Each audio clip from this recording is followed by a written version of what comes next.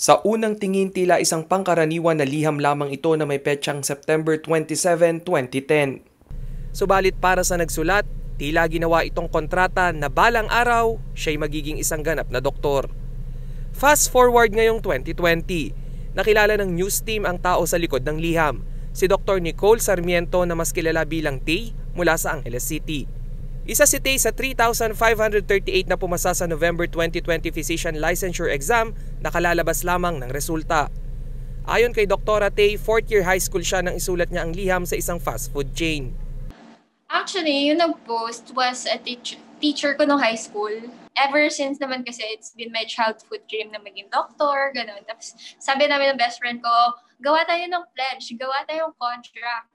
Tapos years back, babalikan natin to, tapos sasabihin natin, natupad natin yung mga pangarap natin. Kaming tatlo yun, tapos pinatago namin yung letter sa kanya.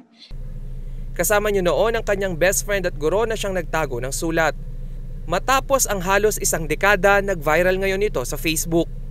Hanggang sa ngayon, hindi pa rin umano makapaniwala si Tay na ganap na siyang doktor. Basta ang malinaw lamang sa kanya, gusto niyan dito sa Pilipinas magserbisyo.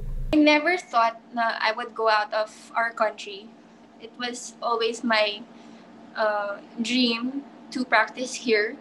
Gaya ni Tay na minsan ding nangarap, nais niya umanong magsilbing inspirasyon sa lahat na walang ambisyon ang hindi kayang matupad kung may baon na sipag at tiwala sa sarili. Marami mang pagsubok ang kahaharapin, huwag daw kalilimutan ang manalangin.